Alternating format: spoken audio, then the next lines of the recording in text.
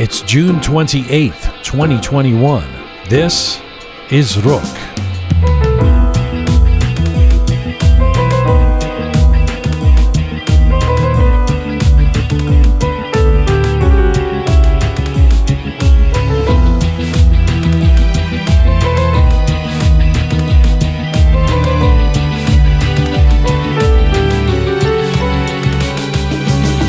He is an outstanding Iranian-American neurologist and the founder and director of a comprehensive epilepsy center in New York. He's at the prime of his impressive career, and now Dr. Shahin Nouri is also fighting for his life. He's been told he has 3 months to live unless he can find a stem cell donor, most likely from a fellow Iranian, to combat a rare form of lymphoma.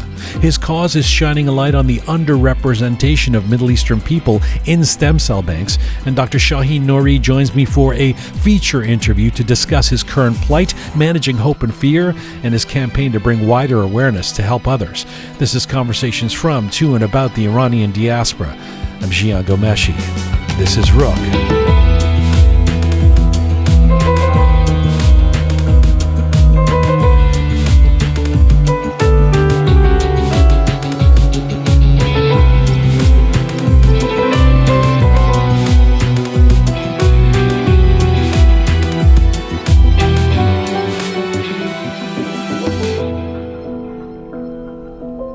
Well, hi there. Welcome to episode 122 of Roqe. Hope you are keeping well. Wherever you are tuning in from around the world, Salam Dostan Aziz, Durud. Hello from Toronto, Canada. Umeedvar hastam ke khub va mizun bashin. We are coming to you on roqemedia.com. It is there that you can link to all of our platforms. We're on an ongoing mission to build a new audiovisual encyclopedia of Iranian diaspora identity. We are on Spotify, SoundCloud, Apple Podcasts, and CastBox. And if you'd like to see some visuals with Roqe, switch over to YouTube or Instagram right now. And if you like your Roqe descriptions and bulletins in English and Persian and Farsi, check us out on Telegram. Roqe Media is the place on all of those platforms. I should note, today's interview with Dr. Shahin Nouri will be presented with Persian subtitles. So if you want to see Zirnevise Farsi, Persian captions, or if you want to share the interview with someone who doesn't speak or read English, do so with the YouTube or Instagram version. Hello, the fabulous Keon. Hi, Jian. How are you? I'm well. How are you? I'm all right. Hello, Captain Reza. Hello, sir. And hello, Groovy Shaya. Hi, Aziz. And a happy birthday to you again. Thank you. Dearest Shaya, Azizam. Azizam, thank you very much. Did you drink the entire bottle of whiskey I brought you yet? Because I noticed you missed our Zoom meeting this morning. That's my tonight's plan, actually. Okay. I think all of us have been captivated by the story of Dr. Nouri, not just how this amazing and honorable member of our global community is fighting for his life, but what this has exposed, or what it is exposing for many of us who didn't know and should know that minorities and Iranians in particular are desperately underrepresented when it comes to stem cell donations and some kind of accounting of available blood supply and type.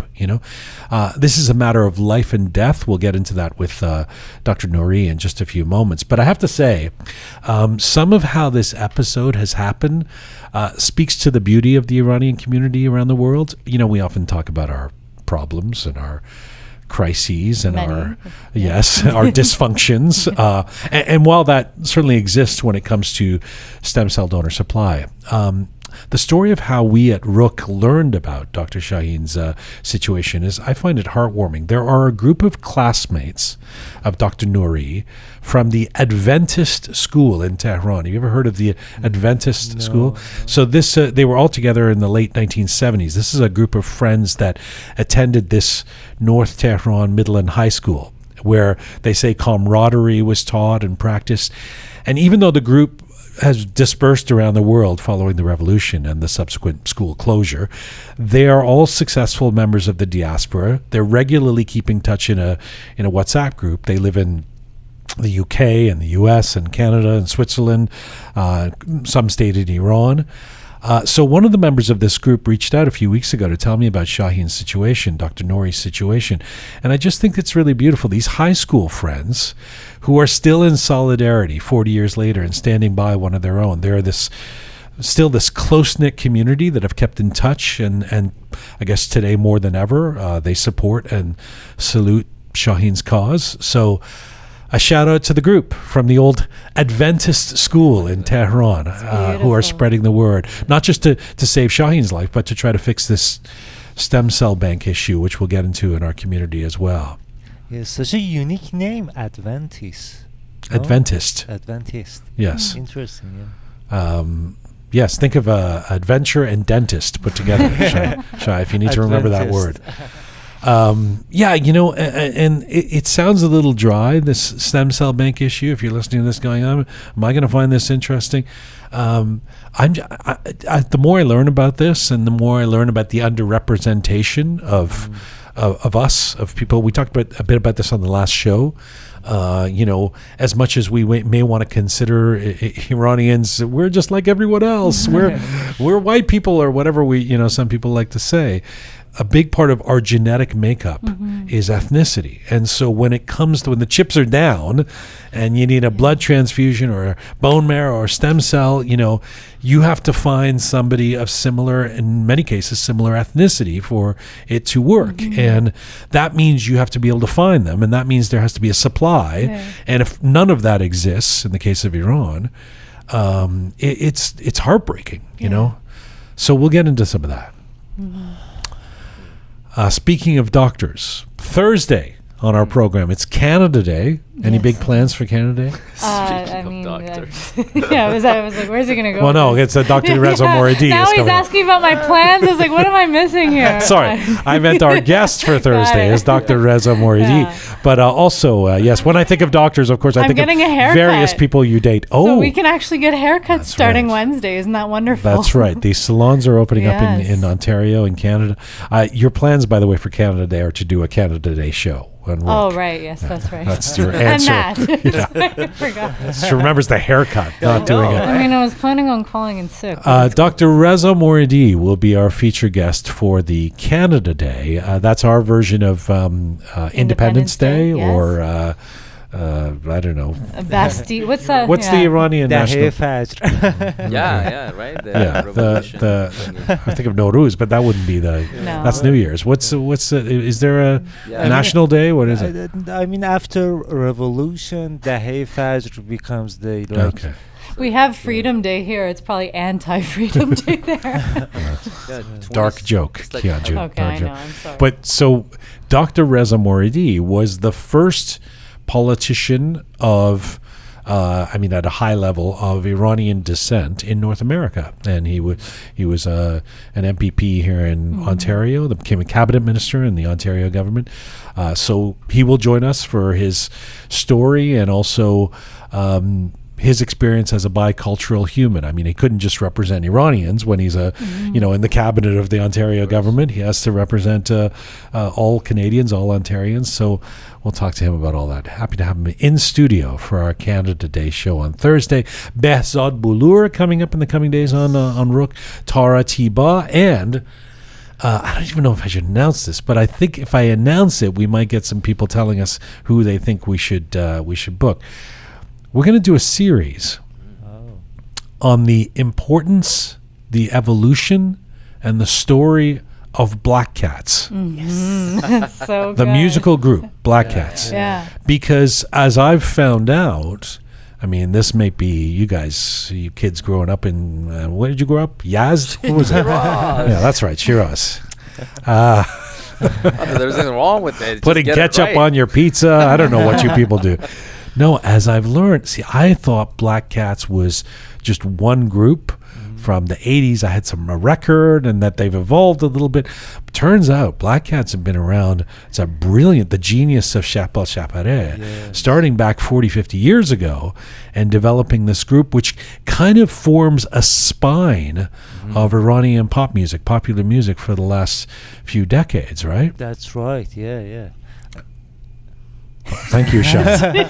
This fun fact, one of the first concerts I ever went to in like an Iranian concert was Black Cats. Oh yeah. Yeah. Well, see, there's different In the iterations of Black Cats. That's right. So we'll get to how this came together, who's been in Black Cats, the importance and the influence of Black Cats, where Black Cats are at today, and so we're going to do a series on this coming up later in the summer. Yeah, I remember when we had a show in Los Angeles. Shahbal came to our show, and we said that Dang Show when you're Dang Show. Dang Show had a show. Yeah, Dang Show. Yeah, sorry. And Shahbal came to our show, and we said on the stage that the model of Black Cats is actually role model for our band, because we also change our singers and our members, but we try to keep the whole idea of the band. Right. But yeah, and that's it. Very similar, you guys, just as successful as Black Cats. Yes. Dang Show. I kid. We love Dang Show. Hey, if you want to become a patron of Roqe and support us, we do this program through crowdfunding. Roqemedia.com. You go to the Support Us button, and for $5 or $10 a month, you can become a patron and support this program. We really appreciate that, or even more per month if you wish to. It's there on the website. We appreciate anything that you want to do to help this program. By the way, we've got some letters about our last couple of episodes. That's right. Yeah. And not just our last couple of episodes, but you were saying about the Roqe funnies. Yeah, the Persian pizza post that we put up. I think we just put that up yesterday, but it's causing a bit of a stir. Our story about me not understanding. I still don't get it. Ketchup on pizza. Enough people have explained it to me. I don't understand the Persian pizza, smothering the Persian pizza with ketchup. We'll get to all of that after our feature guests, Captain Reza, Groovy Shaya, the fabulous Keon. Stick around. Let's get to our feature guest today. He is an outstanding neurologist and the founder and director of the Comprehensive Epilepsy Center at the New York Presbyterian Brooklyn Methodist Hospital. Dr. Shahin Nouri was born in Tehran in 1963. At the age of 23, when he was a medical student at University of Tehran, he was diagnosed with a malignant tumor. He moved to Germany to complete his treatment. After a successful battle with cancer, he continued his studies in medicine in Germany, obtaining his medical degree. He then moved to the United States for his specialty in neurology. He is certified by the American Board of Psychiatry and Neurology and the American Board of Clinical Neurophysiology. He also pursued a subspecialty in epilepsy and created an epilepsy center at New York Presbyterian Brooklyn Methodist. Unfortunately, currently, Dr. Nouri is involved in a campaign to save his life. He is suffering from a rare and aggressive form of lymphoma, as well as severe immunodeficiency, and his only hope of survival is a stem cell transplant from the blood of a healthy, compatible donor. And that has to happen within the next 3 months. That donor is most likely to be found among Iranians, as ethnicity plays a major role in our genetic makeup. Right now, Dr. Shahin Nouri joins me from New York City today. Hello, sir. Greetings. Thank you for having me. It's a great pleasure to talk to you. Thank you so much for doing this. My pleasure. Thanks. Thanks for making our message public. You know, Shahin John, this is a tough one today because you are more than worthy of an interview based on your career alone and the remarkable things you have done as a doctor and hospital founder. You're still just in your 50s, and you are a source of great pride for our global community. But of course, I have to ask you about your health and this campaign around stem cells as well, so you'll forgive me if we get into that. Of course. First and foremost, how are you feeling these days? I'm feeling okay, thank you. I'm between 2 courses of chemotherapy, and the first few days after chemotherapy is a little bit tough, but then you regenerate, and currently I'm ready to go back to the hospital for the next course of chemotherapy. How are your spirits? Good. Now, for multiple reasons. I was diagnosed about 1.5 years ago, and at that point, the tumor was already stage 4B. So it was pretty advanced. It is a rare form of what they call the T-cell lymphoma that involves mainly the skin, but also the lymph nodes, and in my case, also the lungs. a few months ago, I was also diagnosed with a second line of lymphoma. So that made the treatment very complicated.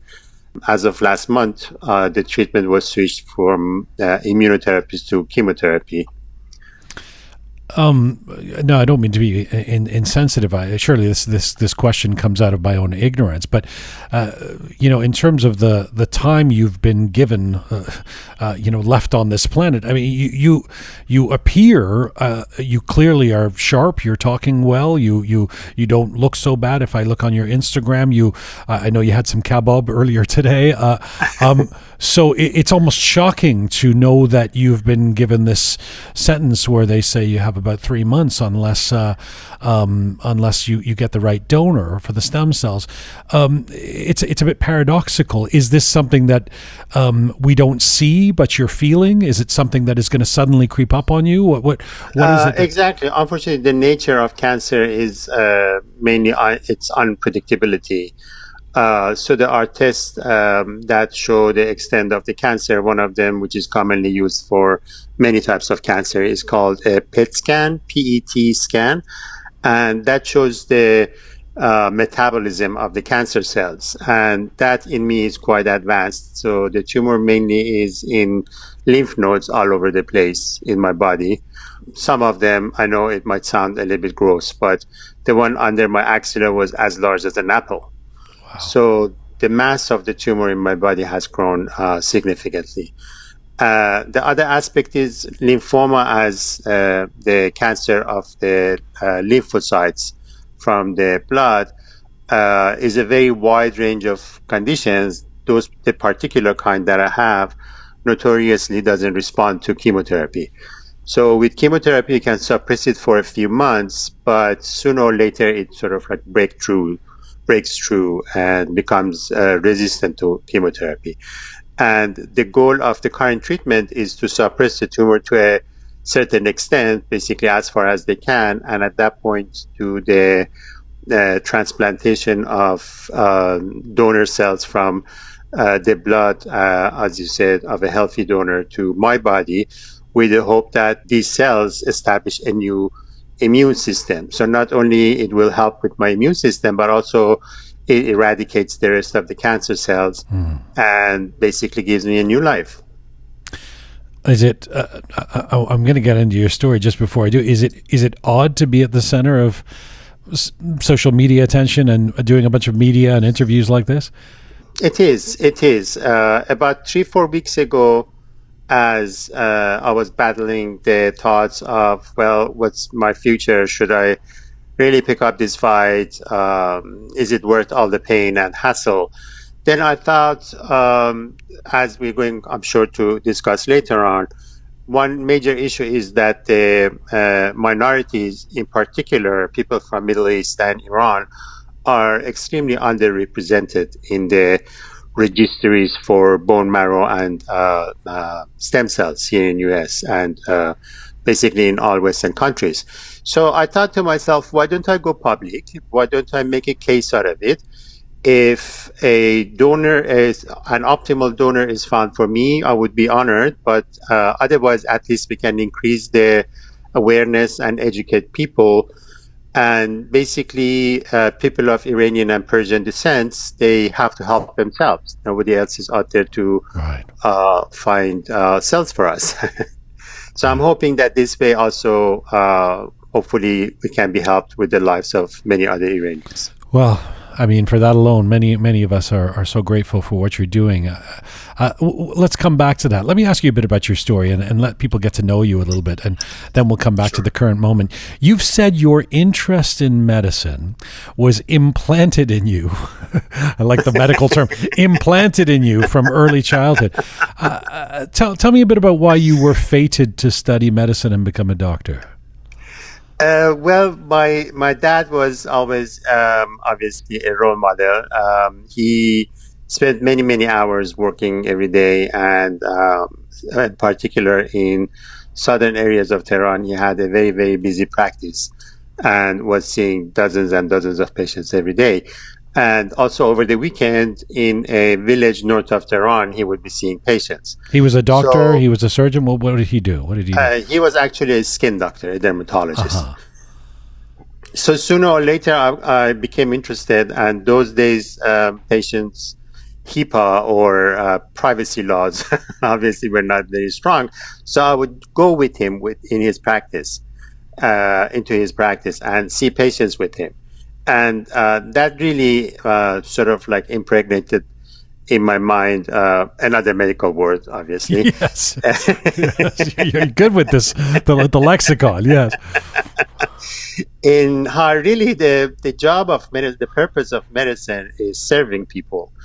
Although people might go into medicine for different reasons, but this remains the holy grail and should be foreground for everybody involved in patient healing. Well, now I'm going to mention this because I know you're probably far too modest to say this yourself, but because, as you know, I know a couple of people who actually know you personally and grew up with you. You were one of the top students in your cohort in Iran, and actually, we don't even need that anecdotally. I mean, thankfully Iran ranks these things, and you were actually number 4 in the country. I mean. So you're going to be a doctor, and then fate intervenes, or your health intervenes at the age of 23. What happened at the age of 23? Actually, I turned out to find the tumor myself. So as a curious medical student, I'm having some blood tests, and there was a discrepancy in compared to previous blood tests. So I'm looking at medical text, and they say you have to rule out a lung tumor. So I'm running to the Department of Radiology and ask the technicians, kindly, could you please get the chest X-ray from me? And there it was, a tumor the size of a fist sitting between the 2 lungs. And brought the X-ray directly to my attendings, a chest surgeon, whom I had worked with closely, and I really believed in his work. And he agreed that it's a tumor, and we should have the surgery done as soon as possible. So it turned out to be a rare kind of tumor as well. And it was growing in the thymus, which is the center for immune system in the chest. So that might have been also partially the reason that my immune system since my childhood was not very well developed. To make it short, after it was removed, it was found to be a very malignant, aggressive tumor, so that I needed 6 months of chemotherapy. And those days, unfortunately, in Iran, our access to chemotherapeutic agents during the war with Iraq was limited in Iran. I was going to say, it's probably mid 80s at that point, right? Exactly, yeah. Exactly. So the best easiest choice was to go to another country, and Germany was advanced in cancer treatment, but also not too expensive for me as a poor student who would try to find his way through life. So I underwent 6 months of chemotherapy in Germany before I was declared cancer-free. Yeah, you beat the cancer, and you end up coming to the States, and you complete a specialty in neurology and a subspecialty in epilepsy. Why epilepsy? Well, I find it fascinating. Among other sub areas of neurology, epilepsy has always been fascinating to me. It's a sophisticated situation with abnormal electricity of the brain causing seizures. Basically, there are no 2 patients similar, and there are no 2 seizures similar. The other aspect of epilepsy that I like is the fact that patient has a seizure and then goes more or less back to their baseline. So we have time to intervene and hopefully prevent future seizures, as opposed to a lot of other areas of neurology, for example, stroke, where a damage to the brain is done, and basically that won't be reversible. When you found a center, a wing of a hospital that deals with epilepsy, is that to suggest that there wasn't one before? Correct. So there was only one technician who was doing electroencephalogram at a limited capacity. So when I joined, I needed to convince the hospital to invest about $600,000 in this project. And I had to learn how to come up with a business plan to show the hospital not only it will improve patient care, but also financially would be feasible for the hospital, and then hire more people, hire more doctors, and expand the center to the point that currently there are 4 physicians working with it and about 10 technicians and administrators running the center. And you've affected thousands of lives of folks who have epilepsy. You've called this your pride and joy. Can you reflect on that for a moment? Well, for me, as a physician, or not necessarily as a physician, but as a human being, the biggest joy is to see a patient whose seizures are well controlled. Seizures not only can be life-threatening, but they can affect the quality of life immensely. And even if not life-threatening directly, but can, because of their mortality, decrease the life expectancy of many patients. And to see that in a modern fashion, we can influence that has always been heartwarming for me and remains to be my pride. Well, I mean, you've certainly been busy and successful and productive. So I'm guessing that since beating cancer when you were 23 in the mid 80s until this last couple of years, would it be fair to say that you were relatively healthy for the last 30, 35 years? True. Yes, sure, I was. In other words, that this was a bit of a surprise then. Absolutely. So I had another skin condition called psoriasis, which is not quite unrelated to the problem with regulation of the immune system, which is related to the lymphoma as well. So the lesions that the lymphoma was causing on my skin were mistakenly interpreted as my psoriasis lesions. So by the time it changed in nature and a biopsy was done from the same lesions that were around for a couple of years, the tumor unfortunately was in a very advanced stage. So, and this is about a year and a half ago when you're diagnosed Correct. with this rare form of lymphoma. Exactly. How did you? I guess you find out from a doctor that tells you that tests you and tells you this is not. I mean, it's interesting because it's the kind of thing that we all dread hearing, and yet you're a doctor who has probably had to say these kinds of things to patients over the years. So, how did you cope with it when they first told you? Well, the first reaction is to find, for me at least, to find the best opportunity for treatment. Psychologically, I felt I don't have time to waste on emotions right now. I have to find the best possible treatment options. So I established a relationship with Memorial Sloan Kettering here in New York. And they are probably, if not the best, one of the best centers in the world for treatment of cancer. And fortunately, there was a specialist who was specialized in this particular kind of cancer, i.e., T-cell lymphomas. But cancer diagnosis, as you said, is always very difficult because it affects one's life. One's mortality becomes alive, and it was in front of my eyes all the time. I have worked with therapists. I have worked hard on controlling this or dealing with these emotions, but it's known to go through the 12 stages of grief. Having a direction for the treatment and seeing results, obviously, is always helpful. So at least now I know the direction is doing the chemotherapy and hope for the best with a stem cell transplantation. Let me come back to the emotions. Let me ask you about, so 3 months ago, again now, you were diagnosed with a second form of advanced rare lymphoma. What does that mean? So the lymph nodes in my body were not responding to the treatment of the first tumor as expected. So they ended up doing biopsies, multiple biopsies, and looked at it under microscope. And unfortunately, for some unknown reason, the second tumor in this time included B cells. So basically all lymphocytes in my body was affected by either of these tumors. Sorry, you're going to get used to talking to me like I'm a 6-year-old, but where are the, because I want to ask these questions.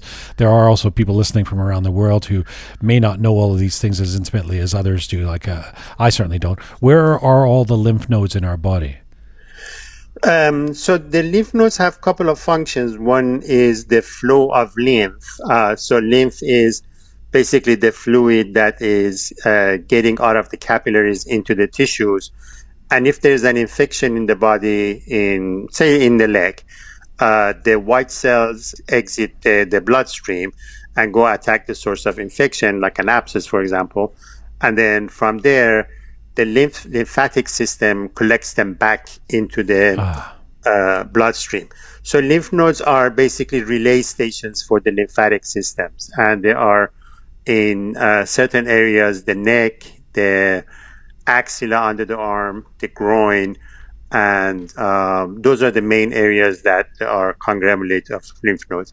Just to give you an example of what happens in a cancer like this, the normal size of a lymph node is somewhere between a green pea and something smaller. But in my case, some of them have been as big as a walnut or an apple. So that shows the mass of the tumor that has been growing inside them. So I want to get to this place where we need to talk about the stem cell banks and ethnicities. But can you very simply, and I'm sorry to make you do all the work here, but you are a doctor. Sure. So what does it mean to get a stem cell transplant? And is it basically a blood transfusion? Is that what I mean? What is it? What is a stem cell transplant? So the older science or technology that has been in existence is bone marrow transplant, where the patient's cancer cells are eliminated as much as possible with chemotherapy and radiation, and then pieces of the bone marrow of a designated volunteer would be removed surgically and implanted into the bone marrow of the patients. And this way, those cells would be transferred. About 6-7 years ago, the technology of transferring only the stem cells, or as we say in Farsi, cellulهای بنیادی, was developed. And in this technology, instead of a surgical series of procedures to remove bone marrow, the volunteer is given a medication to mobilize these particular cells, stem cells that are known to proliferate and develop into various cells for the immune system. So these cells are mobilized from the bone marrow, and then through a process of about 6 to 8 hours of sort of like a blood transfusion and ultrafiltration. So the blood is taken from one arm, and these particular cells are removed from the blood, and then the rest of the blood given back through the other arm back to the patient. So at the end of 6 to 8 hours, a small bag of stem cells is collected. And then this nonprofit foundation called Be the Match would arrange all these things and somebody would basically hand carry these blood cells as fresh as possible to the hospital where the patient is located. The match depends on what? So, very good question. So there are a couple of genetic markers that the immune system uses basically to identify itself and identify non-self, so that it knows the non-self, either bugs or cells from outside or cancer cells inside the body, do not carry that typical basically password. So these are called HLA molecules, and basically there are the basic system of identification identifies 4 molecules, and every person has 2 versions of those 4 molecules. So basically there are 8 particular genes that identifies our HLA. Each one of those 8 genes has many different variations. That's why the combination of these 8 genes causes basically unlimited various possibilities. Yes. So for someone to be a perfect match for transplantation, theoretically an 8 out of 8 match, where 8 of those molecules are similar, would be preferable. In my case, unfortunately, no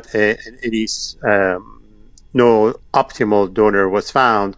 Therefore, as we still have a few months' time, we are hoping to expand that opportunity, hoping that maybe an optimal match would be fine for me, but also another aspect that would come out of it is obviously expanding the pool of The bank. volunteers. Yeah.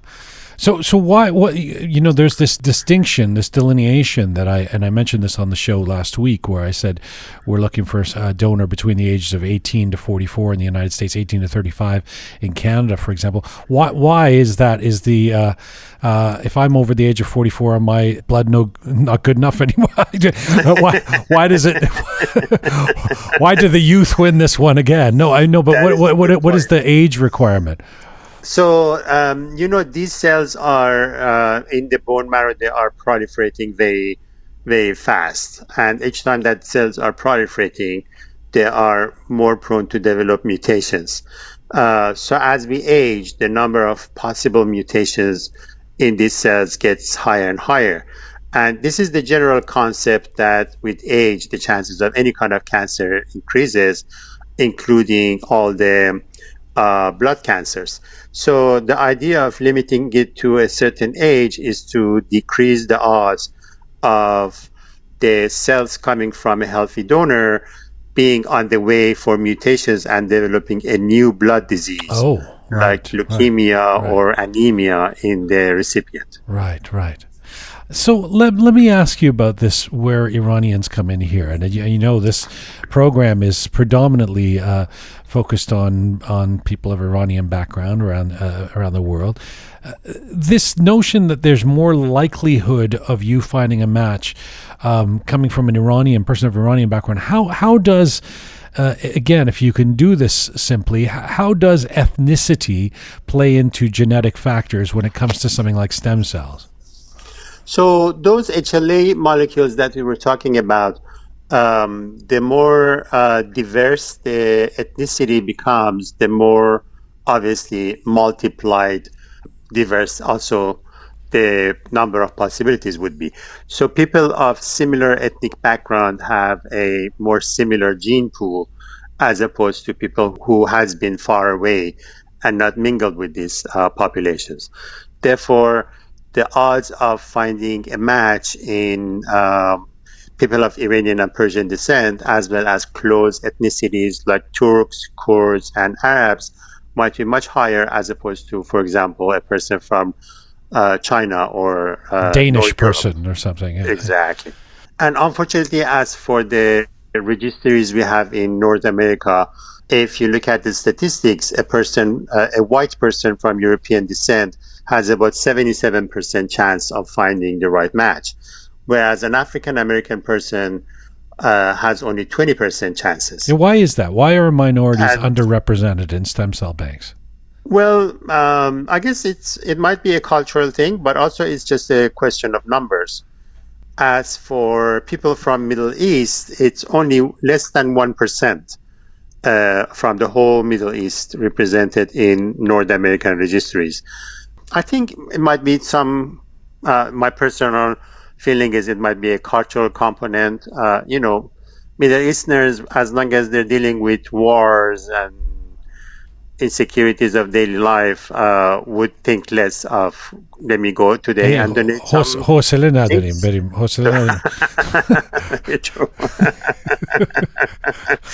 I mean, it's a kind of luxury, right. The whole idea of donation of organs, of blood cells, and so on. So when we talk about the registries, by the way, it is I'm assuming that with these factors factored in, the age and the ethnicity, etc., it doesn't matter where the person is in the world, does it? I mean, if somebody, you can find a match with somebody who's listening to us right now in Australia or in Dubai or in Sweden, or do they have to be in North America? No, no, absolutely anywhere in the world. So again, this foundation, bethematch.org, on my behalf and on the behalf of every other patient, obviously does a search that includes most of international data banks connected. And if a person is found, say, in Germany, that would be a good match for someone in New York. This company, Be the Match, takes over all logistic and financial responsibilities, sends someone, brings that person to the closest well-equipped hospital for those cells to be removed, and somebody hand delivers them fresh to the hospital of where the patient lives. Unfortunately, one caveat here is that Iran does not have any similar systems built. So not only people from outside can be helped with, but also Iranians inside the Iran cannot be helped by the lack because of the lack of an informatic system that keeps this people's data. I found this quite shocking when I heard this. There's no stem cell bank in Iran. I mean, how difficult is it to create one, and why do you think there isn't one already?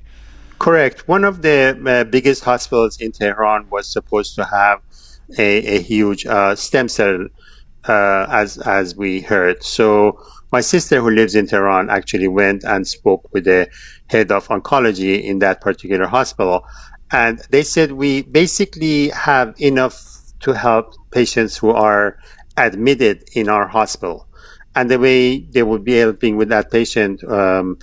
For example, if I were admitted in the hospital, in this particular hospital, they have a limited number of stem cells available to them. And if they don't find a match, they tell the person's relatives and friends and family, bring as many people as you can to do an HLA testing.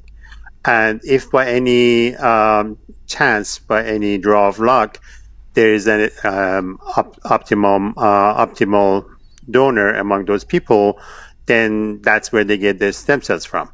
Whereas when all these people are having the HLA typed, then it would be just a question of having an informatic system, a computer system to keep that data. Yeah. And next time that somebody comes and needs the HLA, and this HLA typing was kept in the data bank from 2 years ago, they would just reach out to that person in another city and say, would you like to donate some blood now and help save somebody else's life? So just to put a fine point on this, in a country of 80-90 million people in Iran right now, the majority of whom, by the way, are under the age of 44, there's no real infrastructure to find out if we can find your match right now. That's what you're telling me. Correct. I mean, this is heartbreaking. And apparently, until a few years ago, سازمان هلال احمر, the equivalent to the Red Cross blood transfusion institute, had a blood bank / bone marrow center, which was recently closed, we found out. So it's basically in the hand of a couple of very few hospitals that have that possibility, but their opportunities to help people is extremely limited. It's very demoralizing. True. That, you know, if I can just add a sociological sidebar to this, I mentioned this on the show the other day, but I find this really interesting, this kind of data, because you know, especially, I mean, maybe this is just more apparent to me doing a program about Iranians in the diaspora, but some Iranians like to suggest, Shahin, that we're not a minority, or that we're just like everyone else, or we're Safid, or we're white people. This, you know, when it comes to when the chips are down here and we're dealing with a medical issue, this seems like proof that in the DNA pudding, that would be that their ethnicities are truly different, and that we as Iranians do have a particular genetic makeup that creates a connective tissue with each other. Yes? Very true, very true. As any other ethnicity would do. Thank you for all that you're teaching us about this, and I'm going to repeat the websites and the places that people can go to try and help in general, if not only with you in mind as well. But let me just ask you a couple of personal questions before I let you go. Of course. I don't even know how to come up with sophisticated language for this. If I can just say this in plain terms, what does it feel to be told that you have 3 months to live? You have to keep up the hope. If I don't believe in finding a way to heal, then even if it happens, I might be undermining my odds. So I have to keep a positive energy. And I've been a fighter all my life. I was also diagnosed with polio at age 4. So since age 4, I have learned to make the best out of it. And basically, you have no other choice when it comes to that. You want to hope for the best and put up your best fight and push forward. There's no other option. Earlier, you talked about therapy and compartmentalizing your emotions, you managing them. How do you do that? Actually, probably compartmentalizing the emotions is a bad strategy. Therapy has been a blessing for me throughout the past couple of years. The idea is to be able to help to deal with the emotions as opposed to push them under the carpet. The fact that one's identity remains intact and as if a person is a ship in a storm, the waves come and go over you, and these emotions have to dealt with. But you always know that there will be a better day, and also this wave will pass. And all you need to do is deal with it, hope for the best. When the new day comes, you embrace it. That probably works better than compartmentalizing. And I personally have needed a long time to learn to do that. I also do transcendental meditation, and that helps a lot with relaxing the mind. But at the end of the day, fighting cancer is an existential threat to our being, and it's never easy. Are you scared? Of course, I am scared, especially now that it feels I'm entering the end game. But there is a sense of relief as well because now I know what I'm dealing with. It's either 100% or none. I'm just going for 100%. Do you plan each day in a different way than you would have a couple of years ago? Unfortunately, the physical state of the body has a lot to say about that. So one day I might be feeling pretty well, and next day I need to spend most of the day in bed with no energy, or deal with different aftermaths of the chemo and before that immunotherapy. Part of that is not under my control, and I have learned to just go with the flow to some extent. So every day is different, and every day requires readjustment of the resources and the mood. I knew someone. I know someone who was dealing with something similar a few years back, and he had said to me that the hardest part of this, or one of the hardest parts for him at least, was not necessarily dealing with himself, but dealing with those around him. Managing the emotions of the people around him who are constantly, reacting in ways that he felt that he needed to manage. Do you find that to be true? Very true, very true. My brother and my sister, they live. My sister lives in Tehran, and my brother lives in Houston. I fortunately have a close net of cousins and other relatives who have been an immense support with me, along my friends. When we decided to go public and start this campaign, I have asked about 20 family members and friends to join. And this has created such a positive energy that is really giving me a lot of strength.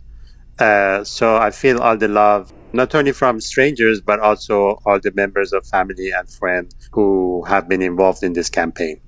So that's very important to receive that love. That's the positive side. I was always I was also talking about consoling others who are saying, "Oh my God, what's happening to you? How?" And you end up being the one calming them down. You know, Exactly. you are so balanced. I mean, you deliver this information with calm and a measured tone. One would think that you're a doctor. I think it's Do you think that? I've got to imagine it's a double-edged sword, that because you're a medical professional, you kind of have a better sense of what's happening to you than others would. But I don't know if that's a good thing or a bad thing. Do you think that the fact you're a doctor helps you? Actually, in my particular case, because of my very complicated medical history, I think my being a physician as for simply transfer of information has helped me so many times and probably saved my life quite a number of times. Yeah. So at the end of the day, I'm so involved in my own treatment and discussion with other physicians that I can't even say or imagine what it would look like if I were not a physician. So yes, probably it would be easier on me not being a physician, but knowing how complicated my case is, I'm actually thankful I'm a physician. I think, like I said, having fought polio since age 4, and then the first tumors at age 23, and then second and third tumor now, one becomes a fighter. One learns how to use the resources and also the energy that is around him. You can do it. You can beat this. I hope so. When I had the first tumor, those days, obviously, there was no internet, and research opportunities or researching the data was very limited. But the little bit that I could read, I could find out that I have stage 4 and my chances of survival are about 25%. And my first reaction to that was, wow, I'm going to beat it. There are 25% chances. This time is a little bit different. Obviously, the mortality and also realizing how the world works is added to it, but I'm still very optimistic. You've talked about sharing this story and the mission you're on for a greater cause. Since you have been sharing the story as a cancer patient and with this campaign, what have you most learned from the response you've received from people, I guess, around the world? It's been overwhelming. But also painful. There's a Farsi-speaking little video that we put on Instagram. Yes. And within days, about 70,000 people have viewed it, and close to 400 people have left comments. Unfortunately, a lot of those comments are from Iran, in very good-hearted people who are asking how they can help. And it breaks my heart to tell them, sorry, you can't help me, but you can't also help other Iranians in Iran. Yeah. That's been heartbreaking for me.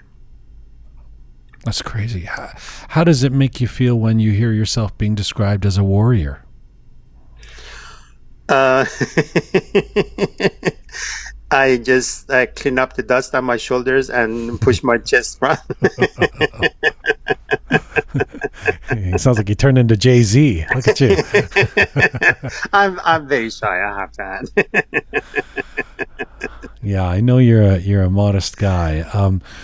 Once again, so that people, for the broader cause as well as for you, we do want this to be about you as well. How can people who are listening right now, if somebody were not on Instagram, right here, right now, if somebody's listening and they say, I want to help, I'm ready, I'll do what I have to do, what would be the first thing they should do?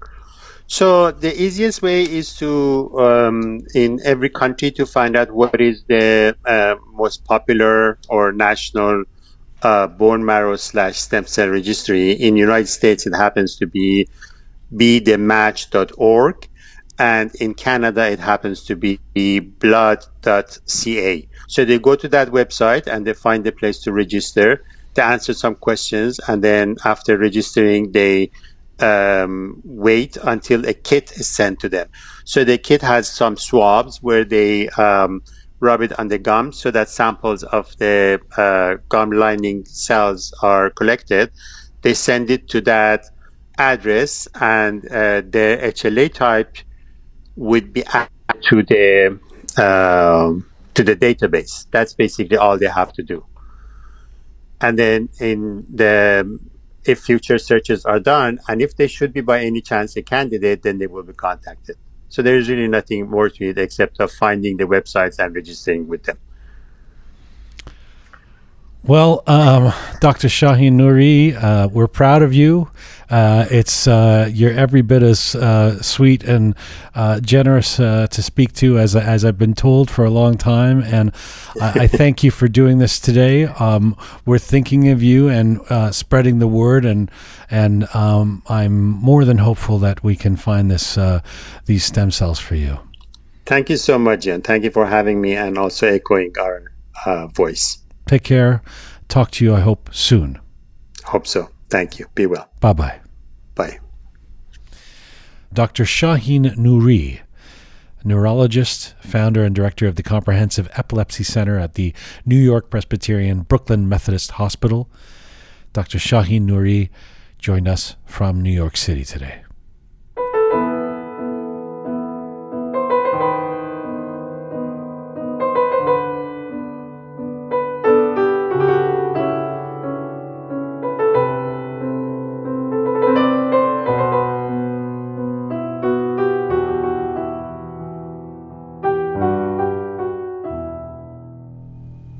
All right. Microphone's back on for Groovy Shaya, Captain Reza, and the fabulous Keon. Well,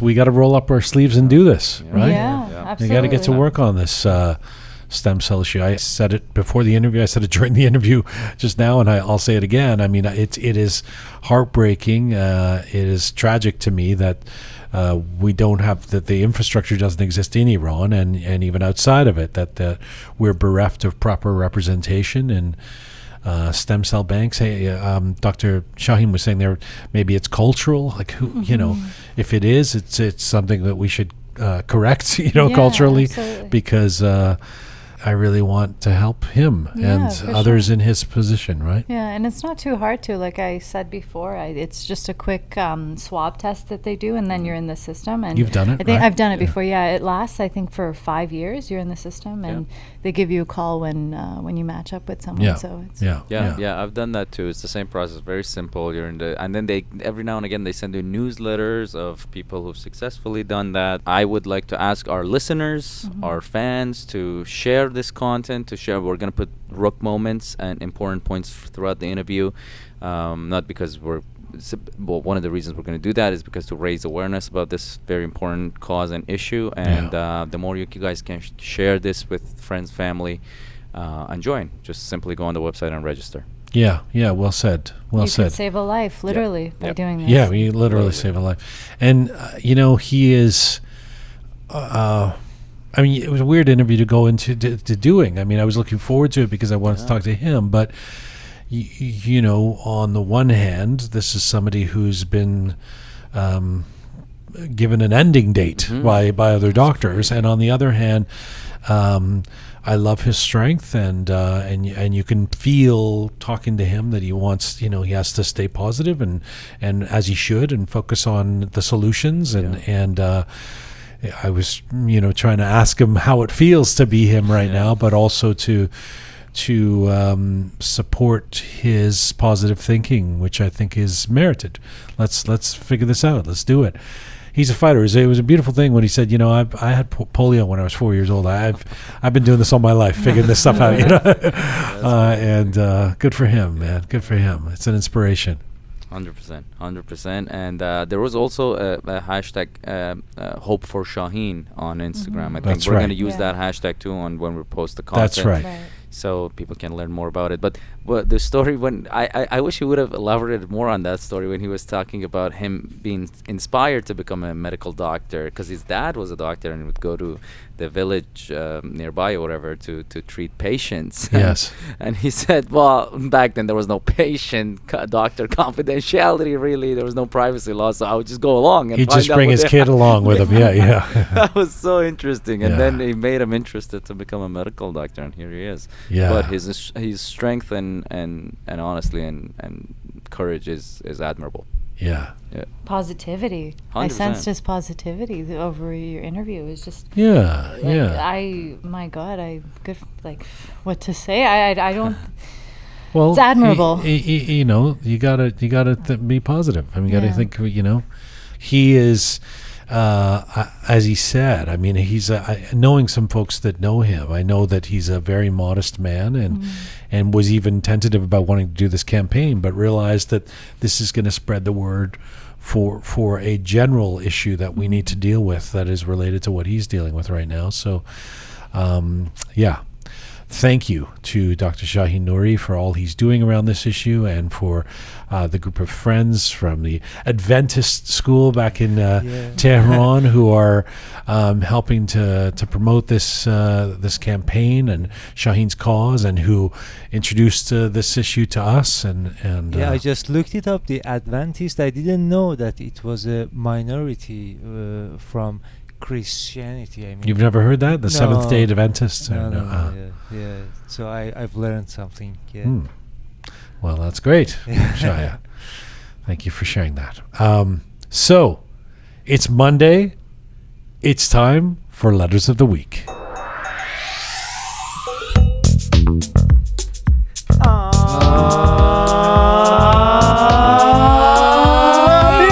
Yeah. Little off this time, guys, but next time we'll get I was trying it. to syncopate. Next time. All right. What do you got, Keon? What's in the do the letters still come in a bag? They come in a bag. Yeah, and Yes, you I hold- prepare like you put Santa your hand Claus. into the bag of I letters. pull it up. I wish they would. Remember the old days? Well, Yeah. actually, you guys don't. The mailman. You used to put a stamp on a piece of paper and Oh an yeah, envelope. I and then tried you'd that send once. It's fun. All right, so over the weekend we posted a Roqe funny where we discussed the puzzle of Persian pizza.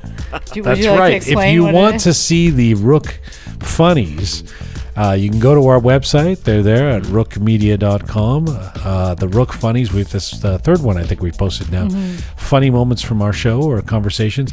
We also put them on Instagram.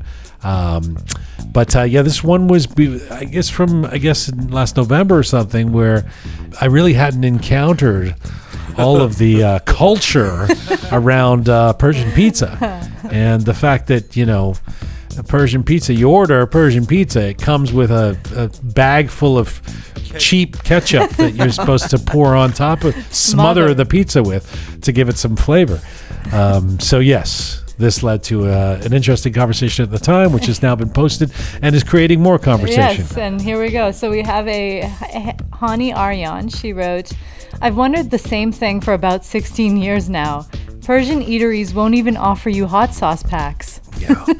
It's so funny that this is another one of those things that's the divide between those who've come recently and those who've because Rana Mansour texted me. I guess she heard it on Roqe. Okay. It was like, same thing. I never get it either. Why are they putting ketchup on? You know, she grew up in the States, right? I grew up in England and Canada. But these guys, you know, the guys who came, Paris Rouge as Qom, you know, they. But you know, I've visited Iran and it's part of my palate too. So I love Persian pizza with the ketchup on it, with my God. it. And the It's margarine, delicious. whatever that is, the what is it? The Sauce Marceuse? no, yeah, sauce Marceuse. No, I can do Miracle without Whip and the. Miracle Whip. like mayo, ranch sauce. Have you ever had Miracle Whip? No. It's like a sugary version of mayonnaise that Ew. supposedly it's supposed to be good for, you know, healthier. But yeah, that's what they give you, mayonnaise and ketchup. I mean, why even bother with the pizza? Just get a piece of dough and put And dip it in so the much ketchup. mayo and ketchup on it. You can't taste the pizza anyway. I recall you were devouring the pizza with the ketchup on it, if I'm not mistaken. That is I incorrect. feel like you're I was pretending devouring to- it. First of all, I'm a human vacuum cleaner. I eat a lot. So whatever you put in front of me, I will eat. And I do like pizza, but no, I avoided the name brand ketchup, whatever that was, the cheap. Remember, I even said this on the Roqe Funny, but it's not even good ketchup. They give you a bag of lower end basic ketchup. low-end ketchup, yeah. Well, Camellia Zadeh will disagree. She says it's delicious on every cuisine. Just try it. Zadeh. And I'm assuming she's referring to ketchup. That I don't agree with. Spaghetti. Oh, I've seen people put ketchup on spaghetti. Oh yeah, they put it in Persian macaroni spaghetti. Oh, you God. make Persian Iranian macaroni. I dare someone to ask. You mean macaroni and cheese or macaroni and pasta? Have you ever had Iranian pasta? No. Does it have a lot of ketchup on it? And mayonnaise? Ew. No mayonnaise. No, I don't know. I think I've had Iranian. What's Iranian pasta? It's just pasta. They isn't cook it? it differently. They actually they cook it the way we cook rice. Yeah, you put dam kish on it. It becomes Have you very had thick. spaghetti tahdig? Oh, yes, I've had spaghetti tahdig. But not with I've seen people add ketchup. Put ketchup on it. They put ketchup on it. Oh God! Wow. Try haven't had asking it for 'cause ketchup at an nobody's Italian restaurant. I would love for someone to do that. Oh, they and punch see you in the what- face. They kick you out. Italian restaurant ketchup? No.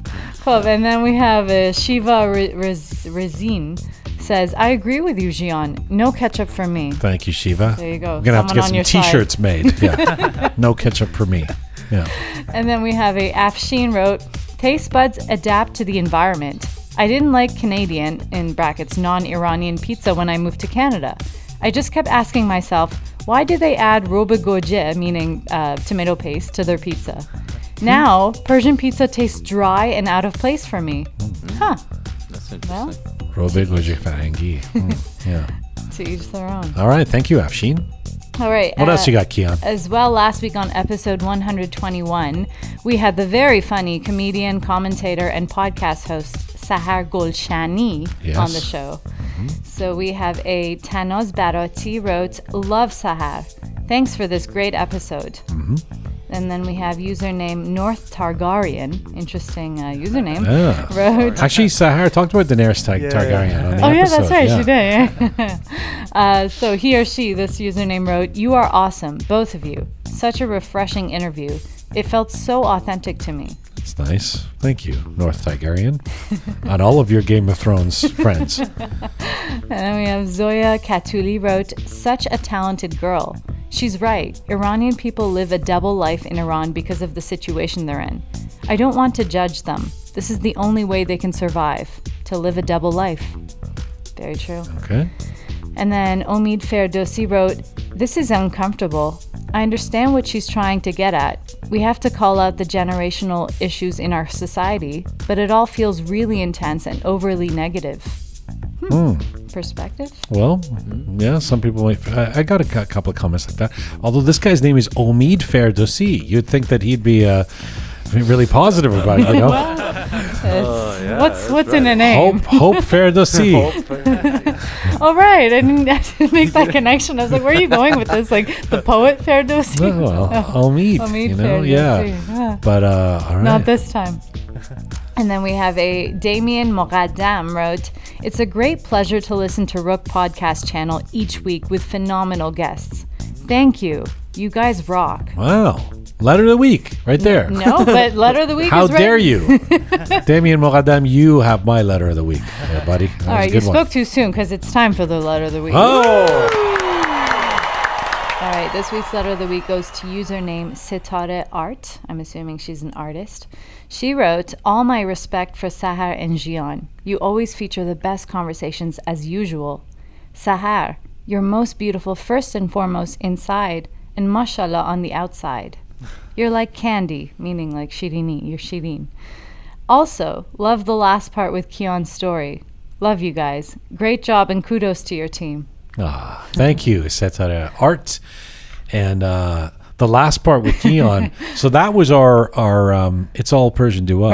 Right. Yeah. Man, we got to put that. If there's anyone listening who didn't listen to our last episode with Sahar Golshani, or who did listen to it and didn't get to the end where we do the It's All Persian to Us, That might have been. I mean, I think that's my favorite episode. It's my favorite. Or that favorite edition of It's All Persian. That's right. It's my favorite too. It's just unbelievable. I was listening to it with a friend that night again. Listen back, and we were just crying laughing because of just how stupid your story was.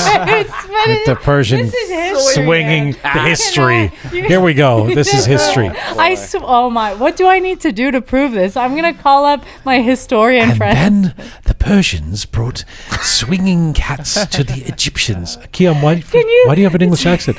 And then the sire of the Egyptian.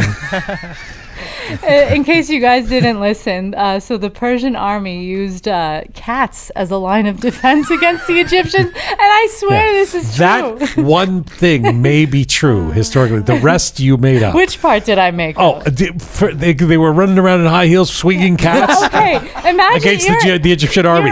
That's how we beat the Egyptian army, folks. That's exactly. Swinging cats. There's actually depictions of this one, and they're swinging cats by cartoonists. Shia, somebody help me out. Somebody There's look no into photographs this. from thousands of years ago. There is. There's evidence. Azizam. There was fur everywhere. The fabulous Kian, Captain Reza, Groovy Shia. We'll see you in a couple of days for Canada Day with Dr. Reza Moridi joining us. This is Full Time for Roqe for today. Thank you all so much for listening. Remember, hashtag Hope for Shahin. And go to those links that we put on our descriptors for this program if you haven't already. And help with this stem cell cause especially for people of Middle Eastern and Iranian background. For all things Roqe, you can go to our website, roqemedia.com, where you can become a patron of our show. We would really appreciate that. Go to the part that says support us, and you can become a patron for $5 or $10 a month. Thanks to the amazing team who put this show together. Producer Susan, Ponce the artist, Thoughtful Negin, the fabulous Kian, Super Parisa, Savvy Roham, Aghay Merdad, sponsorship Sean, Captain Reza, Groovy Shia. You can find me on Instagram at Jian Ghomeshi. Mizun Bashi.